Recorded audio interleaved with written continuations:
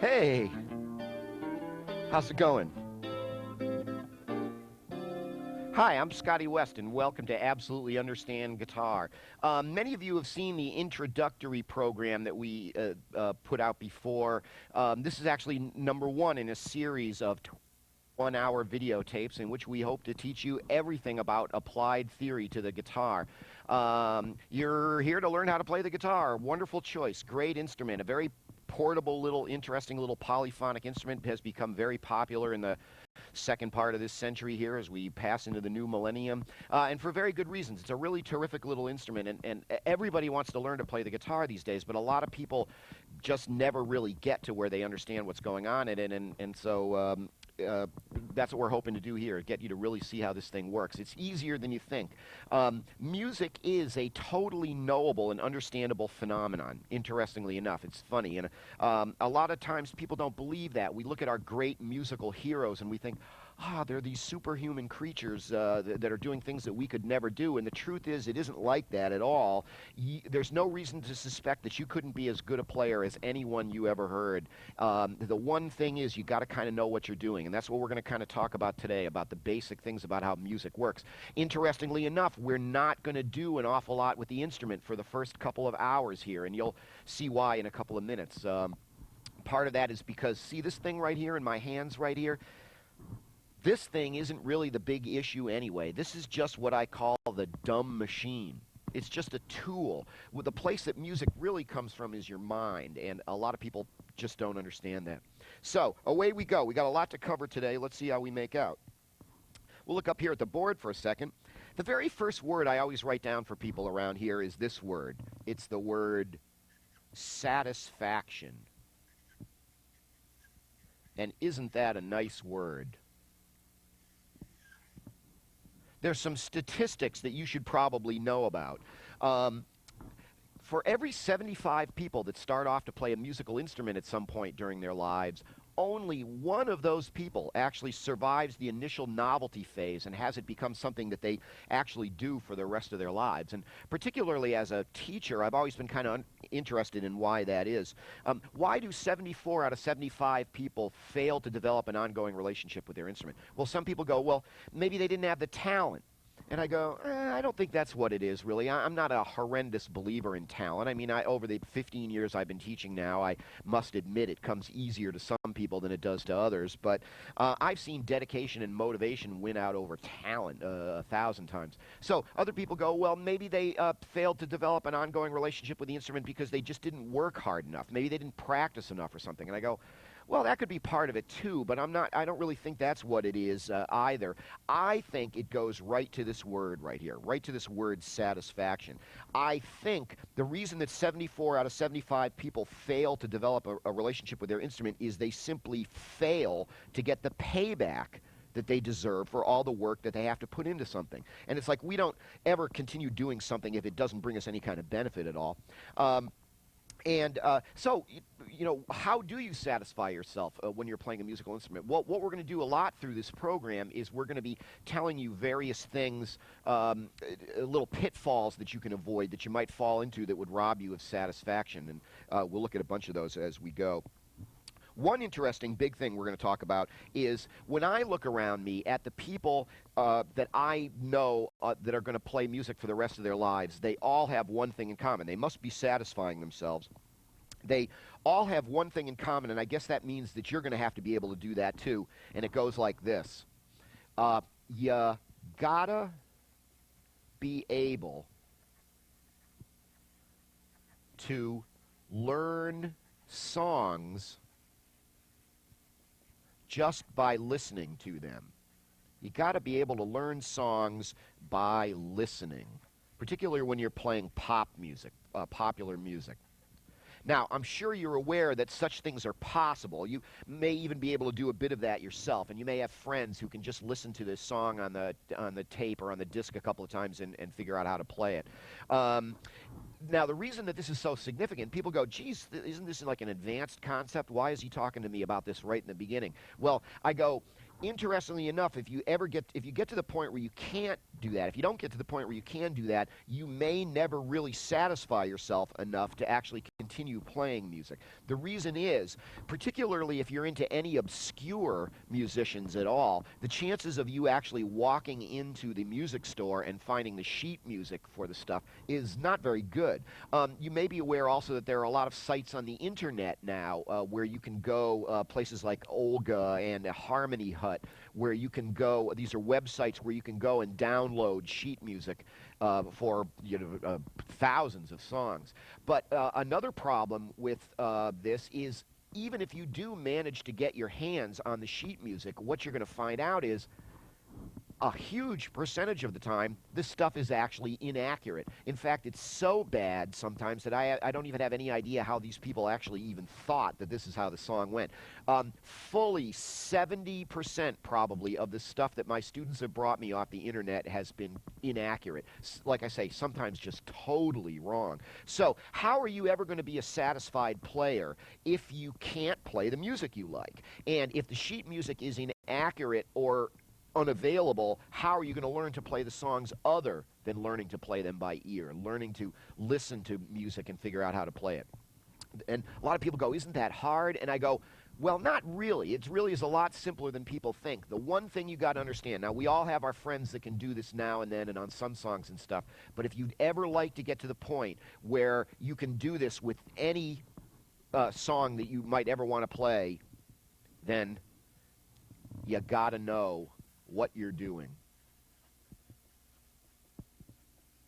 Now, it seems funny that I should have to point that out to people. You got to know what you're doing. The funny thing is, a lot of people are going to try to tell you that you can play music without knowing what you're doing. Particularly in rock and roll, it's like there's almost this anti-intellectual kind of message, like, oh, no, you don't have to know what you're doing. Just come on over to my house on Saturday afternoon, and I'll show you a few chords, and we'll be off and rocking in no time. And that may keep you interested for a while, but I can pretty much guarantee you that it's not really going to keep you playing for the rest of your life. Remember, most people wash out of playing the guitar by like they're 25.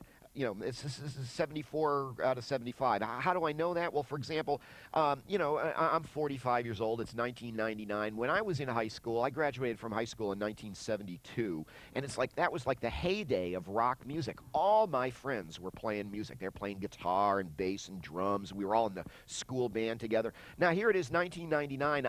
I'm like the only one left.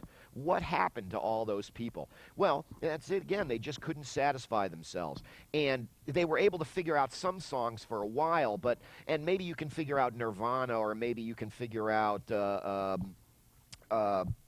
simple country music or something like that. But how about bands like Steely Dan, or how about Dave Matthews, or how about, how about Fish, more complex types of modern music?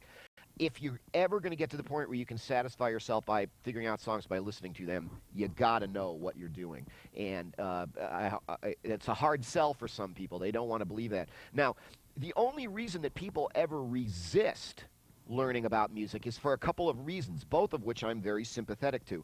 I think the first reason that people resist learning about music is very often music is taught like it's a bunch of rules that you have to follow. And, a lot of times these people are trying to be artists. They want to be free. They want to express themselves. They don't want any rules, thank you very much. And, well, you'll find out that's not the way we teach music around here. We don't teach music like it's a bunch of rules that you have to follow. We're going to teach music like it's a bunch of observations that you're being let in on.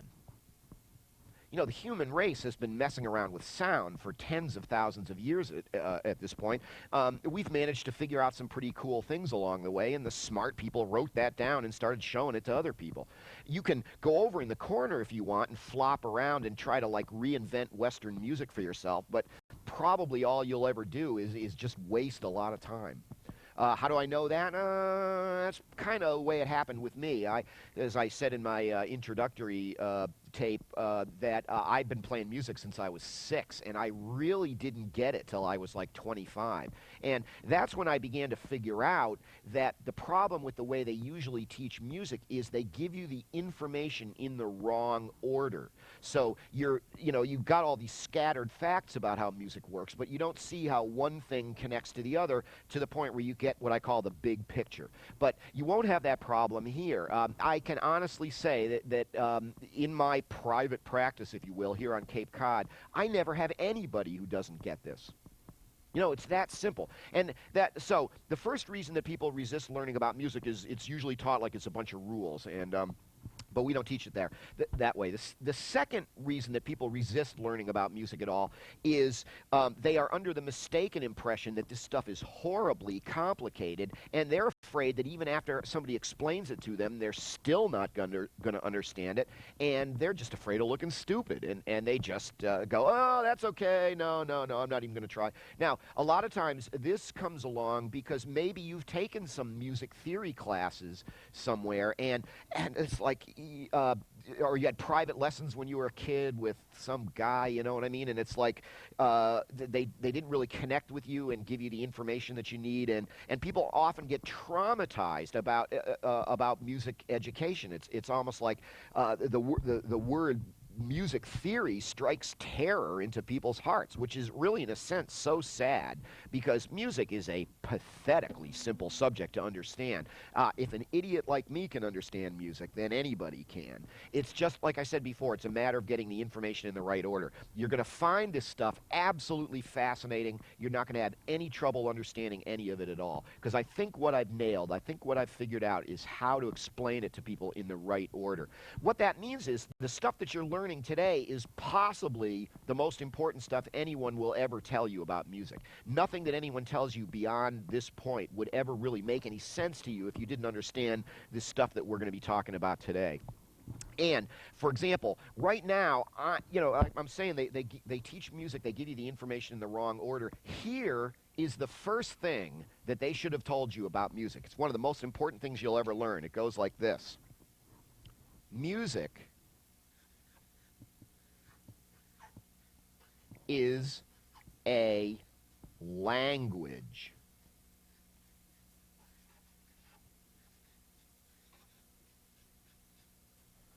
Music is a language. Ever heard anything like that before? Actually, there's even this kind of cliche where they say, like, music is the universal language. Well, I don't know about that, but I'll tell you one thing. Music is a language. It functions in our lives very much like a language. Don't you feel like you're being communicated with when you hear great music? Functions in our lives like a language. Interestingly enough, the process of learning about music is very much like the process of learning a language. We're going to come up with countless analogies as we go through this program, from the way you use music and your various instruments and the way you use any other language you might speak. English, of course, or Spanish, or whatever. And sometimes this makes people nervous, too, because they go, oh, my God, I hated Spanish class. That stuff was hard, and I didn't enjoy that at all. I go, well, don't worry about that, because it isn't like that either. One of the main reasons being that music is, compared to any other language you might speak, it's a pathetically simple language. It much less to know about the musical language, if you ask me anyway, than there is to know about most of the other ones. Now, remember I said that actually we're not going to do very much with the guitar here for the first lesson, because, I'm going to myself, well, this really isn't all that big a deal, the instrument, because think about it this way. Here's your really first big analogy. If music is a language, then what is a guitar? Well, if music is a language, then I always say a guitar is something like, or whatever instrument you play, a guitar is something very much like a typewriter. It really isn't the big deal. It's just the dumb machine that you pound the stuff out on so that the audience can partake in the experience. But like any language, most of what goes on in the creation of the language goes on up in your mind here. For example, think of it this way. What if you wanted to be a writer? What if you decided that you wanted to be an artist in the English language? You wanted to be a novelist or a journalist. Well, obviously, you would need some kind of tool to work with. Might be as simple as a pencil or a pen or a marker or something. Might be a typewriter. Might be a big fancy word processor in your computer. Point is, you're going to need some kind of tool. But ask yourself this question: does the typewriter write the book? No, of course not. It's just the dumb machine. What writes the book? You write the book with the command of your command of the language in your own mind, and then hopefully you understand enough about how the machine actually works, so that when the stuff comes into your head, that you can then turn it into a physical motion on your tool here and get it out so that the broader audience can partake in the experience. Imagine this. Let's say you're trying to figure out how a typewriter works. Now, imagine walking up and looking at a typewriter and trying to figure out what it does if you don't know anything about how the English language works. You'd walk up to this thing and you'd look at the typewriter and you'd go, what the heck are all these funny little symbols on these keys? What do I do with this thing? Whereas, on the other hand, think of it this way. Once you understood how the English language worked, didn't you pretty much figure out for yourself how a typewriter works? I mean, how long did it really take them to basically show you how a typewriter works? Didn't you figure out most of that stuff yourself? You walked up to the typewriter and you went, oh, there's those 26 letters of the alphabet. Oh, I see how this thing works. I bet if I go, that's going to spell cat.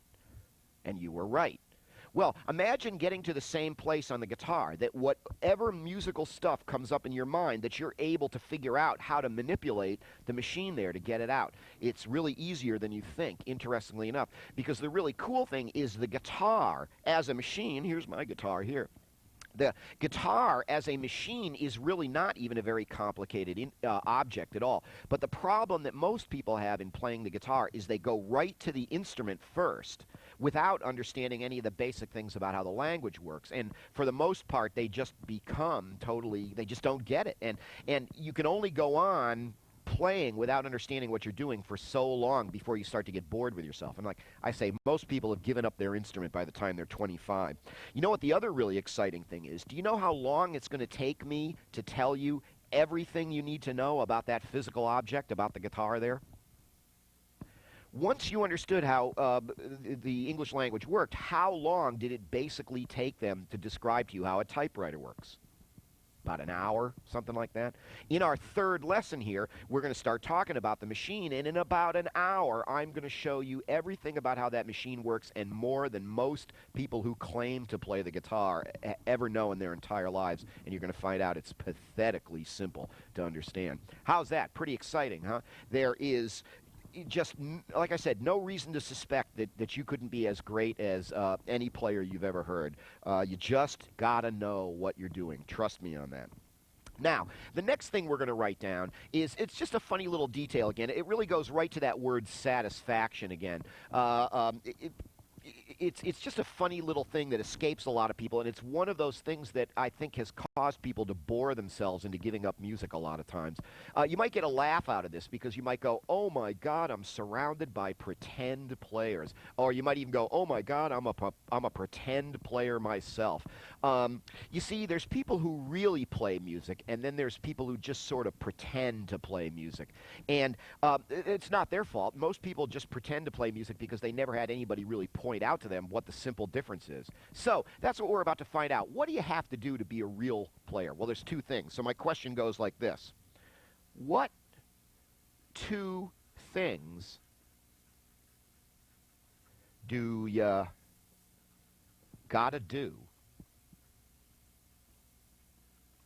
to be a real player instead of a pretend player, which is what 99.9% of our friends are? They're all pretend players.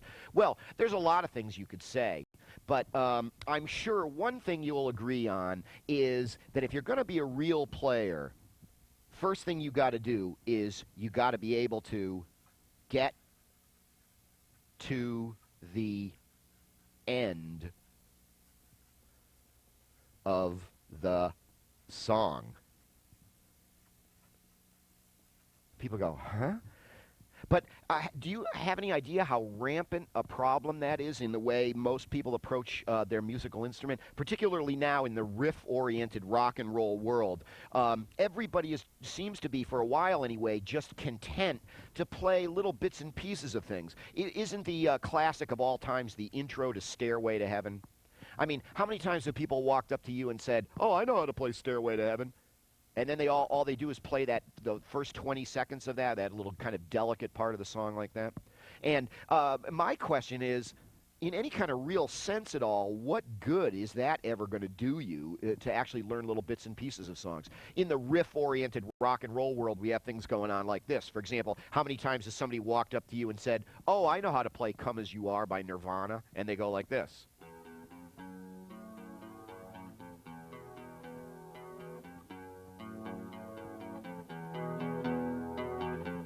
And then 20 minutes later, they're still sitting there going like this. And they're going, "See, I know how to play Come As You Are by Nirvana." And I'm going like, well, that's one part of Come As You Are by Nirvana, but what about the part that goes, "Enemy, enemy"? And what about the part that goes, "And I swear I don't have a gun"? And the truth is, if you want to claim that you can actually play this song, you've got to know how many times to do this, "Have a gun," before you go back to this again. And then you got to know how many times to do this before you go back to the verse again. And you know what I mean? And the truth is, if you ever want to be in a band, you've got to start at the beginning of that song. And you got to get all the way to the end. I always say real artists produce real works of art. You don't walk into art galleries and see paintings on the wall that are only half finished. You know what I mean? But it seems to be a lot of people just never get that message, and they just play little riffs and little pieces of things till they're 25 years old going, "Gee, how come this music stuff never turned out to be as much fun as I thought it was? How come I never got in a band?" If you show up for the audition to be in a band, they're not going to care how many riffs you can play. They want to know how many songs you can play. So don't make that mistake. A musician is only as good as their song list. And what you need to be able to do is play that song from the beginning to the end, and then you're a real player. But that's actually only the first thing. Now, another related subject to this is, if you're going to commit to getting to the end of the song, another thing you got to make sure you do is you've got to choose doable material. Another rampant problem in the way people pursue music, as you may know, is they insist on playing music that's so far over their heads that they don't have any chance at all of being able to play the whole tune. In a sense, back to Stairway to Heaven again, it's the classic example. That's like a 9-minute long song, you know what I mean? And it's got 4 or 5 different sections, and you know, you'd be nuts to try to play Stairway to Heaven until after you'd played the guitar for at least a year or a year and a half, or maybe with a lot of people it'd be like 2 years. People go, "Really?" And I can't tell you how many times I've had students come in first day in the door and I go, "So what do you want to play?" And they go, "Stairway to Heaven." And I wind up going to them, like, forget it. You know what I mean? It's like it ain't going to happen for quite a while. I mean, and particularly when we get down here to the 6 main areas of music, you'll see that there's certain criterion that you have to actually satisfy to really claim that you're actually playing the tune. And most people just simply don't get to the level where they have that, what I call musical maturity, till at least after a year or two. Now, the funny thing is, does that mean that Stairway to Heaven is an enormously complex and difficult piece of guitar music? Nope, actually it isn't. On a scale of 1 to 10, in terms of what's possible on this instrument, how difficult a piece of music is Stairway to Heaven? I want to say it's like about a 4. How do you like that? People go, "Really? Jimmy Page? I thought he was the greatest guitar player who ever lived." I go, "Well, he was okay, but ultimately in the end he was just a rock and roll player." Rock and roll in general is not the most difficult or complex type of music to play. Classical music and jazz is a million times harder to play than that. And people go, well, I thought like Jimi Hendrix and Jimmy Page were like the greatest guitar players in the world. And I go, no, no, in a way, that's just what the record company wants you to believe, so that you'll go out and buy the records. But you probably have 20 people in your town that can play the guitar as well as those people right there. They just, I don't know, they just didn't get famous for whatever reason. They maybe they didn't want to. You know, I'm not sure I want to travel all over the world in airplanes and buses for the rest of my life.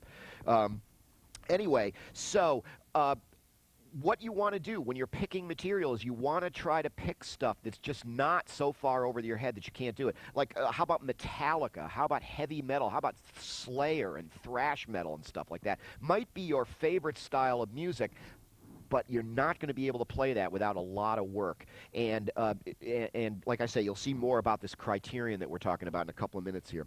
So get to the end of the song and do that by choosing doable material. That's the first thing you got to do to be a real player. But now we said that there's actually two things you got to do to be a real player. What's the second thing? Well, I'm sure you'll agree. Like anything in life, but particularly in art, the only way you ever make any progress at something is by being capable of analyzing where your deficiencies are. How do you learn but to figure out what you're doing wrong and then start working on fixing it? And so I always say the first thing you got to do to be a real player is get to the end of the song. Second thing is this. Once you've gotten there, stop for a moment and ask yourself, gee, how did I do? You want to stop and check yourself out each time. And I don't think any of my friends ever did that. For some reason, I seem to be the only one who ever did that. We'd get to the end of the song back in the garage bands I was in high school and stuff, and everyone would want to go bludgeoning right into the next tune. I was always the one going, no, no, no, wait a minute, let's stop for a minute. That section in the middle there, you know, we were really ragged. We better go back over that again. We were falling behind the beat. We wound up playing some wrong notes and some stuff in there. So let's get in there and work on that. And you pretty much have to do that. The only way you can make any progress is by analyzing where your problems are. And, for example, one of the best things you can do for your musical career is try to figure out some way to record yourself whenever you sit down to play, whenever you sit down to practice. It doesn't have to be a great quality thing. It could be just some cheesy tape recorder from or something like that. You don't have to keep the tapes. You can just keep recycling them. But whenever you sit down to play your guitar, plug the tape recorder in, start it rolling, and just play. When you're done playing and you're putting the guitar away, or maybe you're in the kitchen washing the dishes or something like that, roll that tape back and play it and listen to it. Listen to it like it's somebody else. Listen to it like it wasn't you playing. We can be awfully critical of other people, can't we? But to be an artist, you have to learn to be that critical of yourself. You need to get outside of your own ego and be able to listen to your playing. It's a real eye-opening experience for some people. For the first time, because you know sometimes when you're playing the instrument, you're thinking about your fingers and stuff like that. You're not really 100% cognizant of the actual sound that you're putting out. Isn't that strange to suggest? But it's absolutely true. And the tape provides you with a way of now all you get to listen to is what you actually really played and what you sounded like. I've had some students, they come in and I tell them that and they turn white as a ghost and they go, I don't want to do that. And I kind of see why that is. It's secretly they know they're not really doing too well, but they just haven't wanted to face it before then. But I mean, you got to be realistic about what you're doing. You got to face the music, as they say, and that's just kind of the way it goes. So, second thing you got to do to be a real player is you got to check yourself out. First thing is you got to get to the end of the song, but the second thing is you got to ask yourself, gee, how did I do? Funny thing is, though, doesn't this kind of beg the question, how are you supposed to ask yourself how you did if you don't know what you're doing in the first place? Interesting, huh? Well, turns out that, people go, oh, yeah, geez, well, I guess in order to be a musician, I guess in order to be a guitarist, I would have to know something about what I'm supposed to be doing. What are the basic parameters? What are the basic guidelines that I'm supposed to be doing as a guitar player? You have to understand the criterion of the language before you'll be able to figure out how good a job you're doing of actually controlling it. Well, understanding the language of music, the good news is very, very simple. In fact, I'm fond of saying there's only 6 things going on in music. And if you understand these 6 different concepts, then at the end of each song you play, you can actually rattle off a checklist to yourself. You can go, gee, did I do that? Did I do that? Did I do that? Did I do that? Did I do that? Did I do that? And if you can answer yes to all 6 of those questions, they're going to be clapping and throwing money at you in no time. Funny thing is, if even one of those gets away from you, they're probably going to kick you out of the band and get somebody who can. I don't mean that to sound scary. I mean, you just got to face it.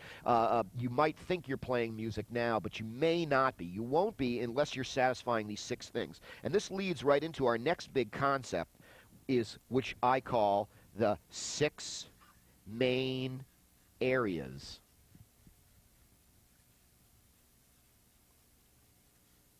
of music. Another way of looking at it is music is a language, and it has 6 parts of speech. And you have to understand these 6 different concepts in order to be able to really control the medium.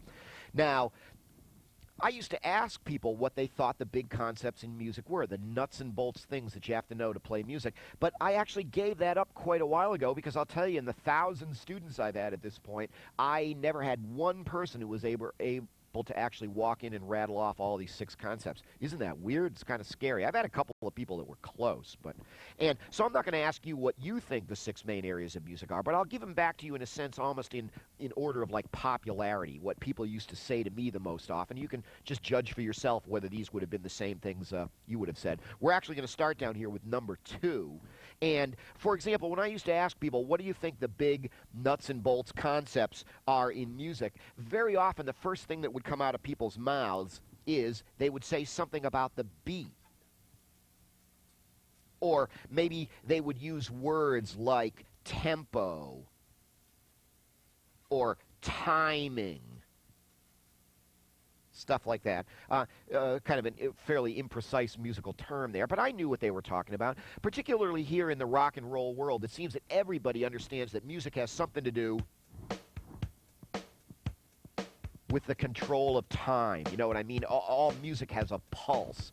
And this, of course, is just under the general subheading. I mean, these are just subheadings under the term I'm sure you also know, rhythm, R-H-Y-T-H-M. Obviously, one of the big concepts in music is rhythm.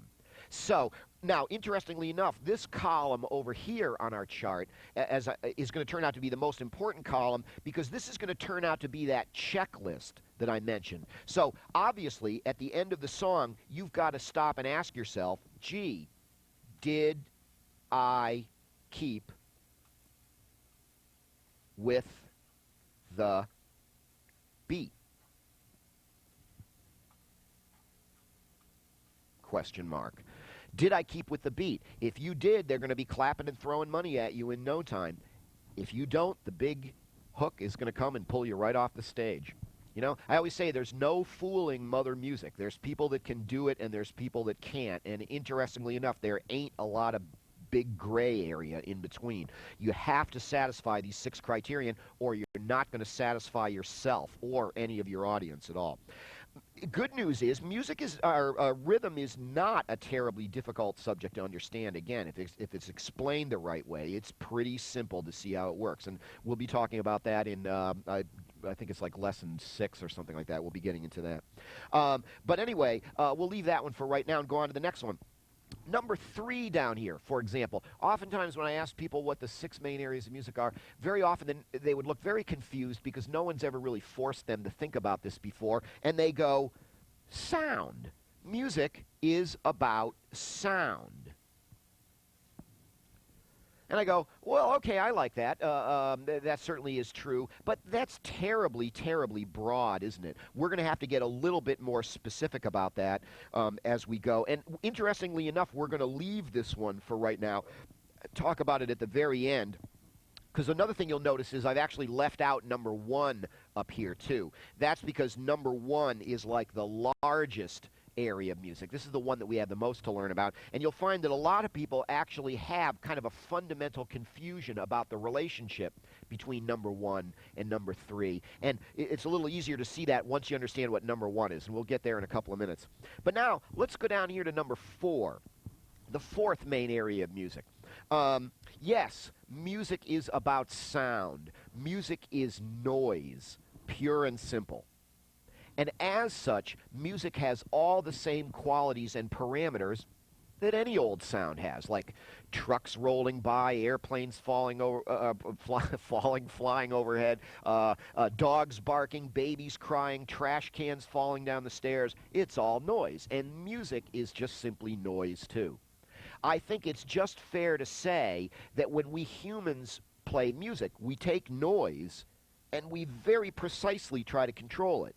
So music is like controlled noise.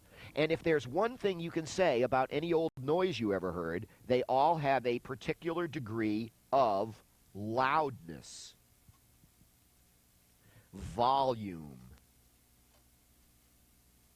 amplitude,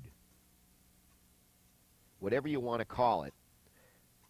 If you stop and think about it, you'll realize that all real musicians have programmed some little part of the back of their minds that whenever they're playing, they're listening to how loud they're playing. You have to balance yourself with the other members of the band that you're in, for example. Nothing will get you kicked out of the band faster than playing too loud and drowning everyone else out. But if some of your friends are in like garage bands and stuff, go over there next time and check out. You'll see the kid with the big amplifier is like drowning everyone else. The singer is over there going, and you can't even hear them at all because the guitars are so loud. And that's amateur night city. They're not really going to take you any seriously if you insist on playing that way. You have to balance yourself to the other players in the band. You have to balance yourself to the room you're in. If you're in a smaller room, you simply can't play as loud as you can in a larger room or outdoors, for that matter. Not only that, it isn't just a matter of where your amplifier knob is set. You may find that you're called upon in any given piece of music that you play to play at different volumes right within the same song. Once again, take Stairway to Heaven as an example. Both the intro to that song and the very end of the song are very quiet and delicate, whereas if you remember in the middle of that song, there's deafening drums pounding and electric guitars screaming and everything. And when they played that, they had to remember that when they were coming back to the end again, that they were going to have to quiet everything down. So, now, interestingly enough, the official musical term for loudness in music is a word, again, that you might not have ever heard associated with music before. It's the concept of dynamics. Those of you who have had like band instrument lessons and stuff, you might be a bit familiar with that word. Now, I'm not one of these classical teachers that's a stickler for getting everyone to remember the official proper term for everything. But actually, it's really not a bad idea, because if I do my job right, you're going to be doing things like reading Guitar Player magazine, and you're going to find out they use all these official terms in there. So one of these days, you'll be reading this article in Guitar Player, and it'll be about somebody like Dave Matthews or something, and the sentence in the article will read, "One of the most amazing things about Dave Matthews is his incredible control of dynamics." And everybody else will be reading that article going, dynamics, what the heck is this guy talking about? You'll know, well, they're just saying that Dave is like really in control of how loud he's playing at any particular point. His music has a lot of drama in it because there are parts that are louder and more intense, and there are parts that are more delicate. It can express more moods that way and stuff like that. So, the question that I have everyone ask themselves at the end of the song on the subject of dynamics is, gee, did I play loud in the loud parts and soft in the soft parts. If you did, they're going to be clapping and throwing money at you in no time. If you don't, they're probably going to kick you out of the band and get somebody who can. It's just that simple. Okay, now the other cool thing is, how much do we actually have to learn about loudness to be musicians? I mean, are we going to sit here hour after hour studying about loudness? No, it's just something that you have to be aware of. There's not really a lot of facts to learn about it. You just have to, get that back part of your mind programmed that it's always listening to how loud you're playing. And that's all there is to say about that one. How do you like that? Now, down here to number 5, the 5th main area of music. Much as I try to diminish the importance of what I call the stupid machine over here, obviously you can't take that too far. If you want to be a guitarist, you have to learn how the machine works, and you have to also know how physically to interface with the device. This, of course, is the whole area in music of technique. Oops, see, I'm writing a little too big for this stuff. This is all the stuff about what you do with your fingers. How to hold the instrument, how to get the thing out of it. It's the physical part of playing the instrument. As I mentioned before, a lot of people go to that like too early. They think that what it is to play the guitar is nothing more than to get the book or go to the teacher and have him show you, what you're supposed to do with your fingers. But that would be just like tapping on a typewriter without knowing how to spell or anything at all. But in the end, it is ultimately very important that you know how that machine works. There are, certain prescribed and more logical ways, once you understand how the machine works, to actually manipulate the thing. A lot of this very basic groundwork is people just don't get the message on that subject, and again, just wind up wasting a lot of time. If you understand how the machine actually works, which very few people do, by the way, my current statistic on that is, you may have trouble believing this, but my current concept suggests that out of every 200 people that are walking around claiming to be guitar players, only one of those people actually really understands what they're doing. How do you like that? 1 out of 200. I said that to a friend of mine the other day, and he went like this. Boy, I think that's about right, he said. And I go, yeah, that's what I think, too. Isn't that funny? There's a lot of people around you right now that you might think are actually pretty good players. But I'm even going to wind up, through the course of this program, I'm going to give you some of what I call my play dumb questions. It's like you can go up to these people and play dumb and go, gosh, how come blah, blah, blah, blah, blah. And you'll know the answer, of course, and what you'll find is most of the other people around you don't actually know much about what they're doing at all. And again, that's another reason why they get to be like 25 and it's like it's all over. They're just not playing anymore. They can't satisfy themselves simply because they just don't get it, which is sad because it's so easy to get it.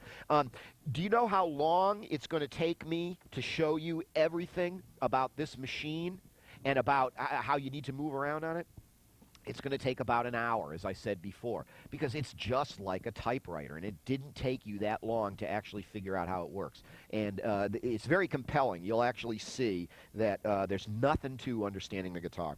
Okay, the rather funny question that I suggest people ask themselves about in order to find out whether they're doing well with technique or not is, I always see playing a musical instrument as kind of like a partnership.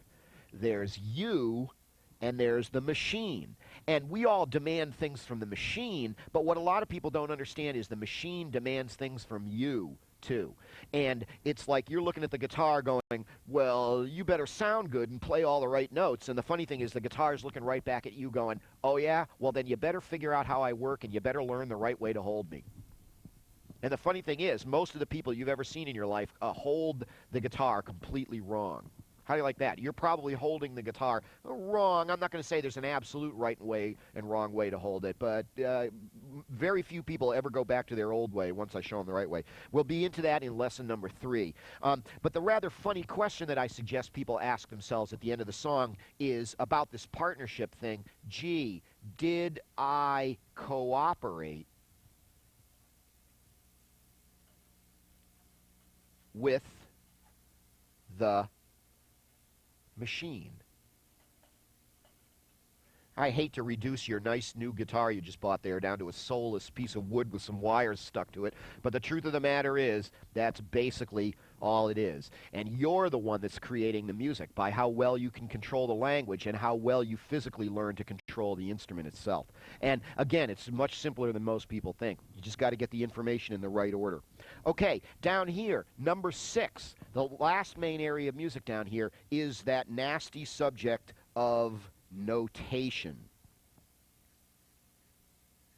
This, of course, is the whole subject of learning how to read music, read sheet music, and then ultimately, I suppose, know how to write it too. If you're a songwriter or a composer, you're going to have to know how to write this stuff.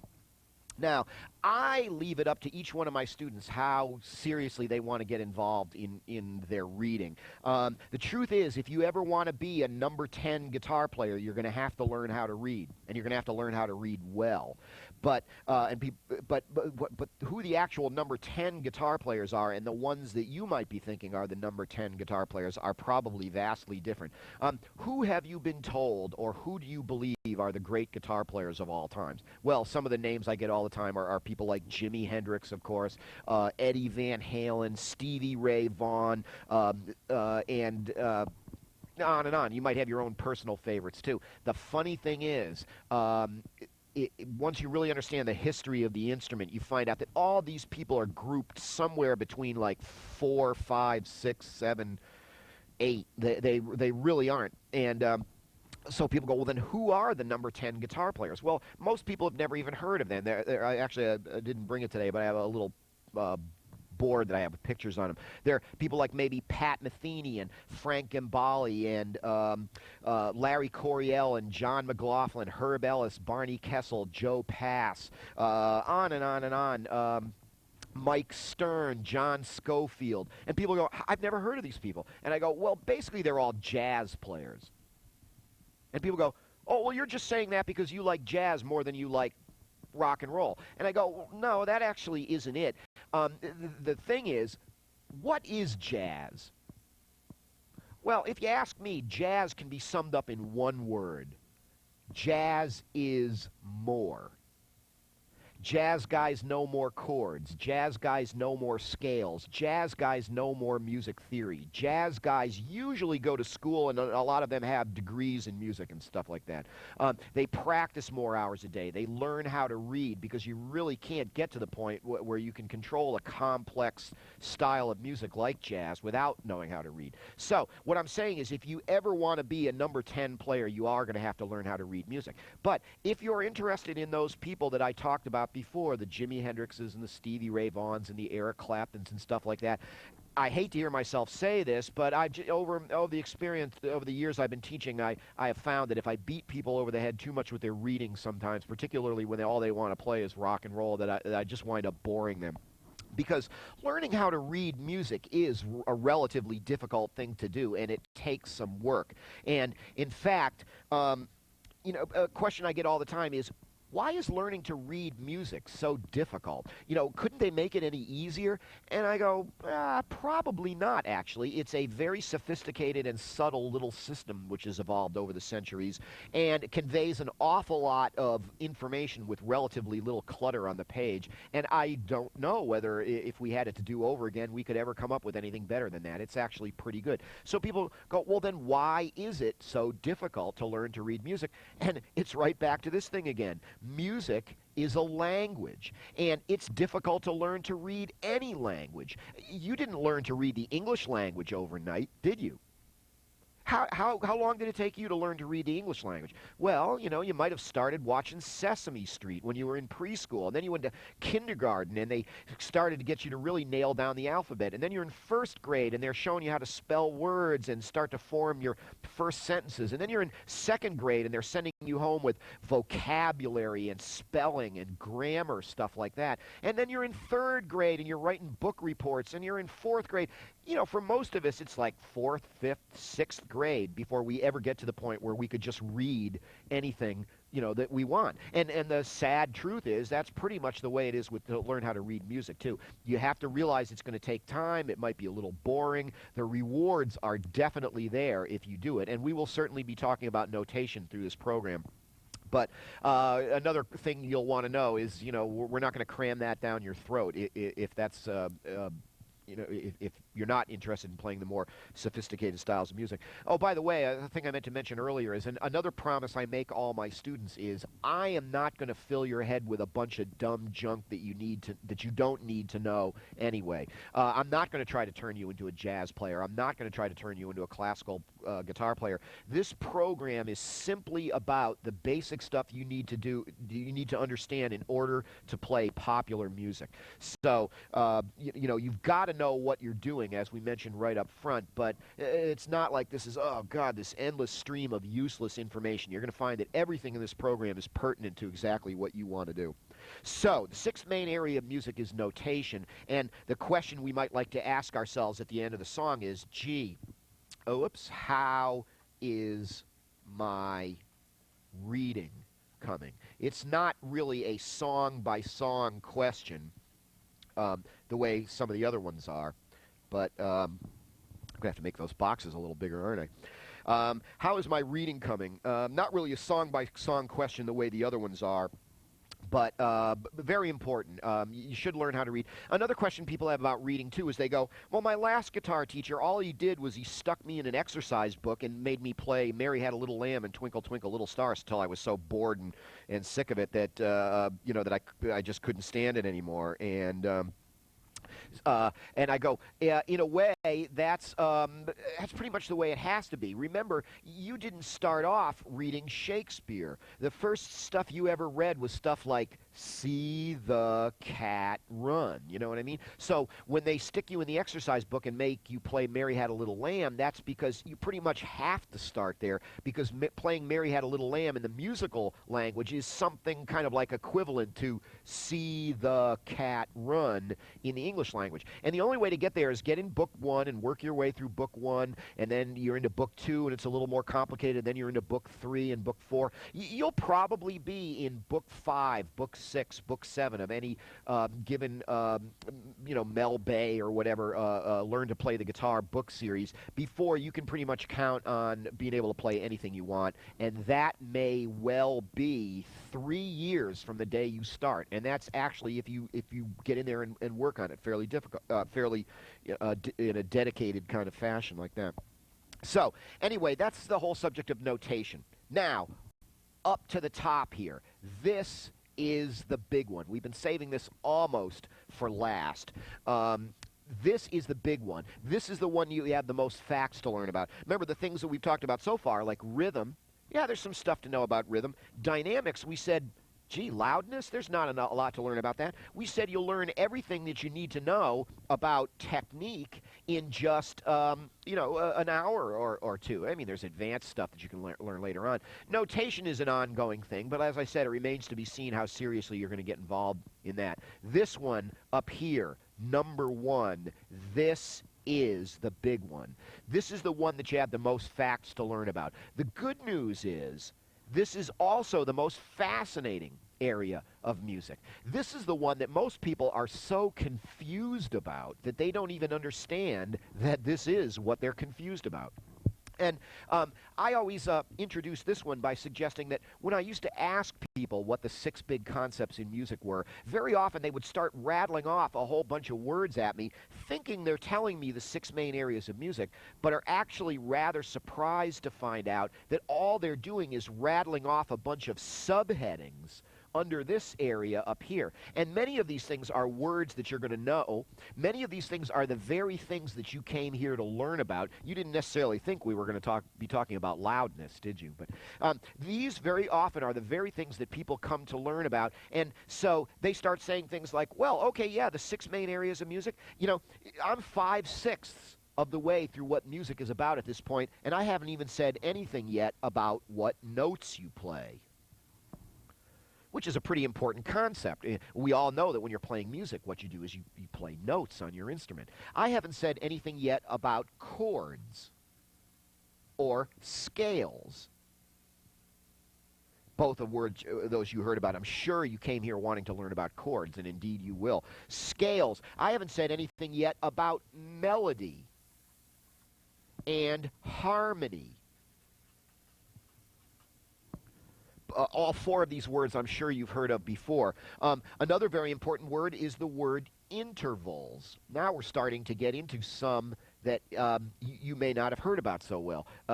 Interestingly enough, that's strange because that is the most important word that I've written down so far, because all these other things like chords and scales and melody and harmony, they're actually all made up of intervals. There's a bunch of other words in here. Progressions, for example. Chord progressions. You probably might be aware of that concept. Some other fancy words like modes and arpeggios and things. I could write down a bunch of other words in there, but it's not an endless list by any sense at all. It's a pretty, that's most of it right there. And people go, well, aren't those the 6 main areas of music? And I go, no, actually, they're all subheadings under this huge word over here, which you're also going to know, but you might not have ever seen the relationship this way. They might not have ever quite framed it for you this way. If you ask me, all this stuff is about pitch. Now, you've heard that word before, right? What does the word pitch mean to you? Well, lots of times it's hard to put this stuff in words, isn't it? We've never been really forced to think about this before, and sometimes people are just at a loss for words, but it's funny, I see their hand begin to move, and they start going like... And wouldn't you agree that pitch seems to have something to do with like up and down, like high and low? There's high-pitched stuff, for example, sounds like that. And then there's low-pitched stuff like this, down at the bottom, and then there's like this kind of gradation like that, where we go from low to high. And that's all this pitch stuff, high and low. So pitch is all about high and low. But high and low what? People go, well, high and low sound? And I go, well, maybe, but remember, we actually put that word down here. I'm not sure that the word sound belongs under the category of pitch. I think it might actually belong better down here where it is. So pitch is about high and low, but high and low what? Well, one word that we're definitely going to learn to associate with pitch is the concept of frequency. Next time, in our next lesson, we're going to get a little bit scientific about what pitch is all about, because that's going to start to point us in the direction of how these machines actually work and generate these different pitches. But I think there's a better word that you can learn to associate with pitch. Pitch is all about high and low, but high and low what? Well, actually, I think it's this word right here. It is, after all, about what notes you play. Pitch is about high and low, but high and low what? Well, high and low notes, I think, is the best word. That surprises a lot of people sometimes. And so if then concepts like chords and scales and melody and harmony and intervals and progressions and everything are all subheadings under the subject of pitch, that must mean they have something to do with what notes you play. And my basic way of thinking of them is these are just all different sorts of patterns. These are patterns of notes. A chord is when you take a bunch of notes and you arrange them in a particular pattern and you play them all at the same time. For example, like this. Now, a scale, on the other hand, is like when you take a bunch of individual notes and you arrange them in a different type of pattern, and one of the parameters of that pattern is you play the notes in a sequence instead of simultaneously.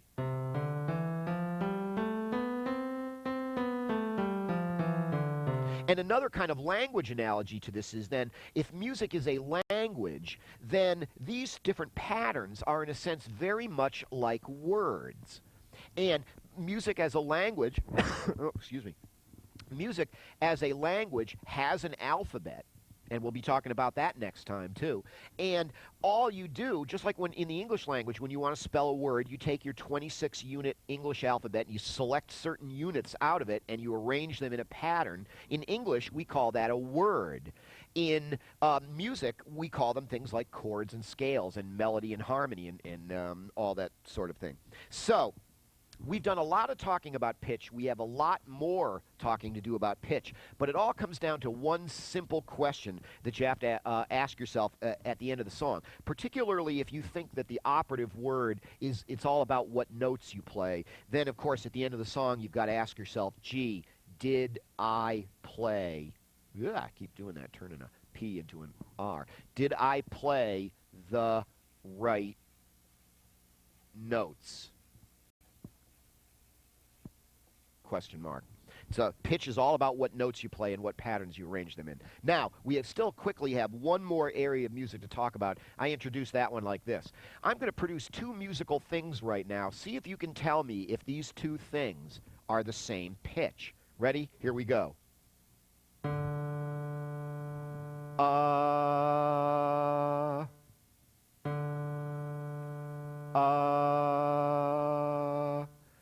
Now, I was singing a note and I was playing a note on the piano. Were those two things the same pitch? What do you think? Well, the answer is yes, they were. That means in terms of their highness and lowness, they both occupied the same plane, which was pretty much like a medium-low kind of plane. So those two notes were the same pitch, right? However, in the totality of the experience of listening to those two things, they didn't sound exactly alike, did they? Even with your eyes closed, you'd be able to tell, oh, that's a piano, and that's a human voice. So even though these two things were alike in pitch, they were different in something else. And what might we call that other thing? Well, we could just say that they sounded different. They had a different sound quality. They were both the same highness and lowness. They were both the same pitch, but they just sounded different. They had a different sound quality, shall we say. Even though they were the same pitch, they just sounded different. A piano sounds like a piano. A human voice sounds like a human voice. The best, I think, over-the-counter word for this is the word tone. Although tone is a little bit of a confusing word in the musical language sometimes because tone is sometimes used to talk about pitch. We won't get into that right now. But, for example, you have a tone knob on your electric guitar. Ask yourself this question. When you turn the tone knob on that guitar, or how about the tone knob on your stereo at home or in your car? When you turn the tone knob, are you changing the highness and lowness of the pitches that the musicians are playing? And the answer is no, you're not. You're just changing something about how their sound quality actually is.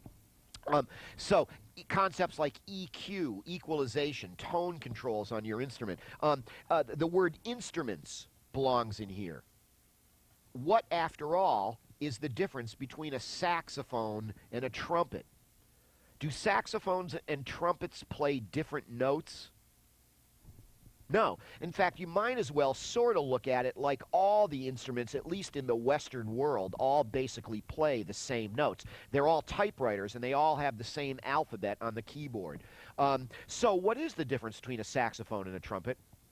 They just sound different. You can always tell when you're hearing a saxophone. You can always hear when you're telling a trumpet, when you're hearing a trumpet. What's the difference between an electric guitar and an acoustic guitar? They play the same notes. You play them the same way. They just sound different. You can always tell when you're hearing an electric guitar. You can always tell when you're playing an acoustic guitar. If you're playing an electric guitar, what's very important for a lot of players is the whole concept of effects. You probably know that there are all these electronic effects that you can put on your guitar. Of course, the most audible or visible one, of course, these days is the whole subject of distortion. You probably all know the sound that a guitar makes. You know, right now, I even have a little bit of effects on my guitar right now. A little bit of stereo chorusing and stuff like that. But you're probably all familiar with distortion. That's when you get this sound out of the instrument.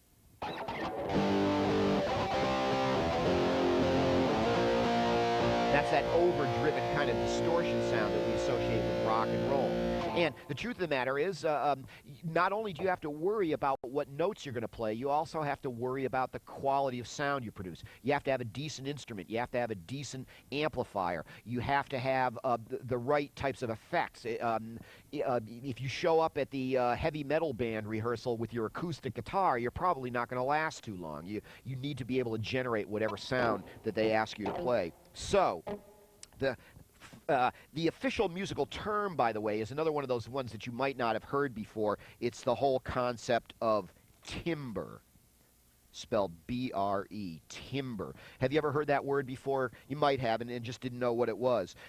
Oftentimes you'll hear it pronounced also timbre, T-A-M-B-R-E.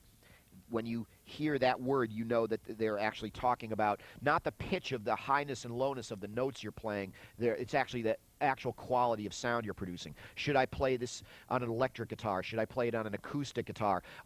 You should change your strings on your guitar every month or two because they just get corroded and they just don't sound very good. Many of you who haven't changed your strings in months and months and months have simply forgotten how much better your guitar sounded when you initially put the strings on because they gradually lose their tone over time, and you didn't even necessarily know it.